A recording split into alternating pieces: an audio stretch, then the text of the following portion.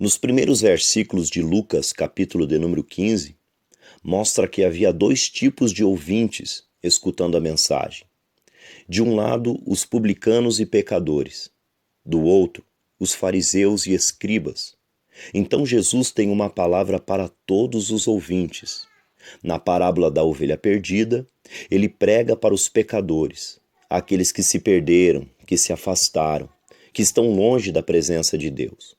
Depois, na parábola da dracma perdida, ele prega para os fariseus e escribas, aqueles que se perderam dentro da casa. Este grupo estava sempre no templo, nas sinagogas, e mesmo assim estavam tão perdidos quanto os outros. O moço estava pedindo a herança antes do tempo. O correto era ele ter a herança somente depois da morte do pai. Com essa atitude, o moço estava matando em sua mente a presença do seu próprio pai. Ele queria a herança, mas não a presença. Ele queria os bens materiais, mas não a presença. O interesseiro queria tudo o que o pai poderia dar para gastar em seu próprio benefício. Com essa atitude, o moço estava dizendo: Pai, não preciso mais de você. Não preciso mais dos seus conselhos, de suas orientações. Eu já sei me virar sozinho. Eu já sou uma pessoa adulta, autossuficiente para tomar as minhas próprias decisões. Apenas me dê a minha parte na herança. Ele estava proclamando independência. Ele estava dentro da casa, mas a sua cabeça estava fora. Aquele moço foi seduzido pelo mundanismo, pela ilha da fantasia, pela Babilônia, pela terra da ilusão, onde tudo parece divertido, prazeroso e atraente, onde se promete tudo e não se cumpre nada, aonde o início é belo, mas o final é trágico, aonde a carne podre é temperada para disfarçar o gosto, um lugar onde o veneno é disfarçado com chantilly, aonde o início é doce, mas o final é amargo.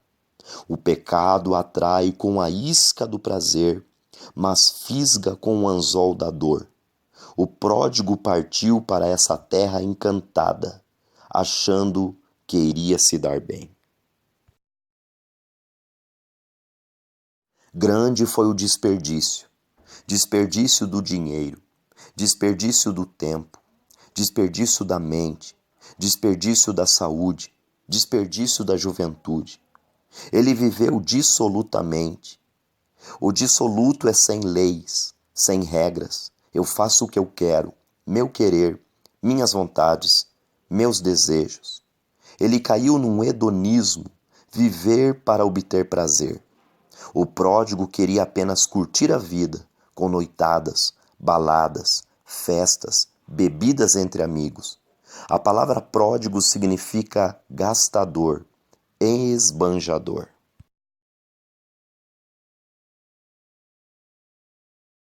Quanto ele gastou? Ele gastou tudo. Quanto sobrou? Não sobrou nada. E aí, curtiu tudo o que tinha para curtir? Se divertiu? Tomou todas? Pegou todas? Fez o que você queria? Gastou tudo? Terminou a farra? Então tá. Agora que acabou, vai começar a fome. A realidade volta à tona. A fome chega. A necessidade bate à porta. A fome e a necessidade sempre chega para quem se afasta da casa do Pai. A fome e a necessidade sempre chega para quem desperdiça. A fome e a necessidade sempre chega para quem vive loucamente adoidado, que só pensa no momento e não se importa com o amanhã. A fome e a necessidade chegou na vida daquele jovem.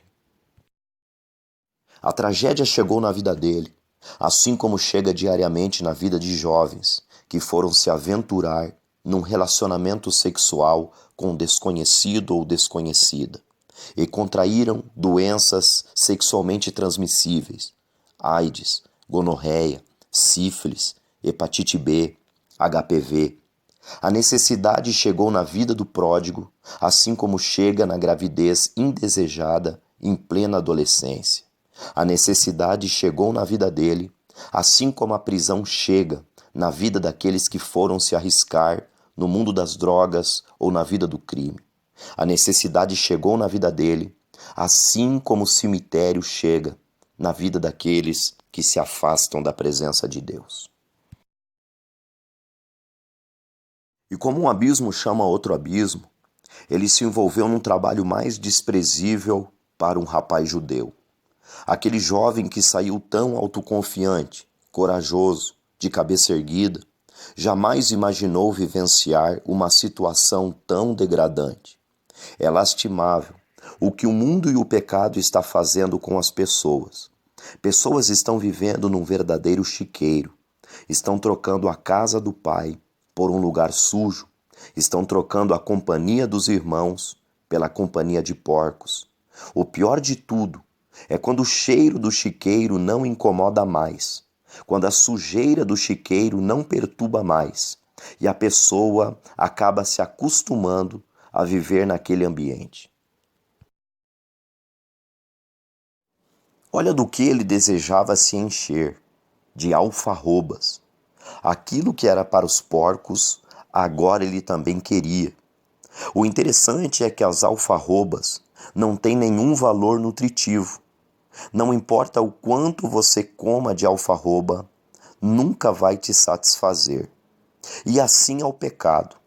Quanto mais a pessoa peca, mais ela quer pecar, porque não sacia a necessidade da alma. Do que você quer se encher? Você quer ser cheio do Espírito Santo ou você quer ficar cheio de alfarroba que simboliza o pecado? O pecado, quanto mais você se alimenta, mais você quer. Isso é para os porcos. Não tem nenhum valor nutritivo para a sua vida. Nada de querer se alimentar de bolotas para os porcos. Você foi feito para ser cheio do Espírito Santo de Deus.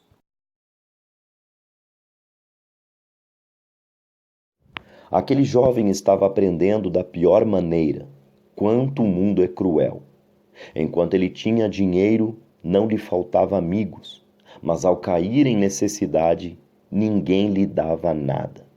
E é sempre assim. Não adianta querer se enganar neste mundão. Você nunca tem amigos de verdade, mas apenas pessoas interesseiras. Na hora que você mais precisa, ninguém vai lhe dar nada. O mundo usa, abusa, mas não te abastece. Ele suga até você ficar sem nada. Então o mundo te joga fora. Veio um despertar, caiu a ficha, a consciência voltou. O processo da conversão começa com a tomada da consciência, e ele percebeu seu estado de perdição. Reconheceu que estava numa situação terrível e era necessário voltar para a casa do Pai. As pernas levam para longe, mas a barriga o traz de volta.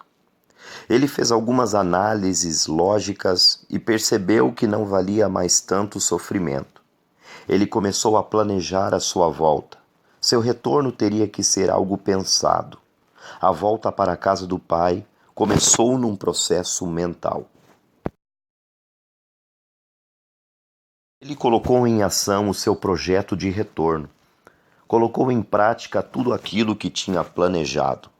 Quando a Bíblia diz que ele se levantou, quer dizer que ele mudou a sua postura, mudou a sua posição. Ele se levantou e foi para o seu pai. Foi para o lugar em que nunca deveria ter saído.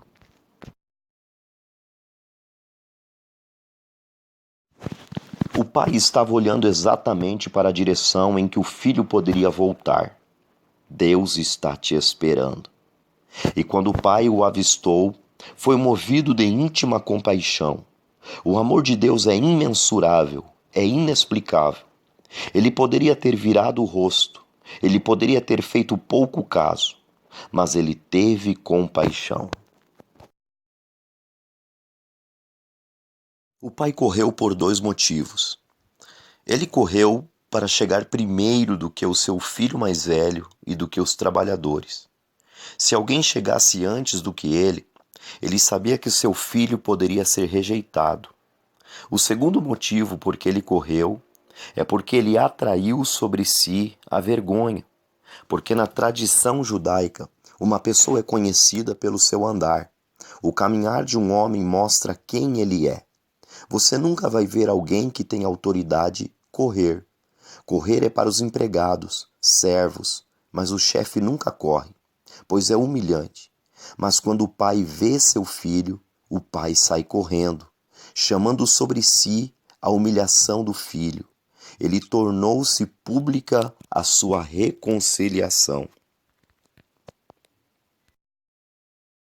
Com essa atitude, o pai estava em pé de igualdade com o filho, porque na cultura judaica, quando alguém inferior se encontra com alguém superior, ele dava um beijo na mão ou até mesmo nos pés. Então, de qualquer forma, o filho mais novo teria que se prostrar diante do seu pai.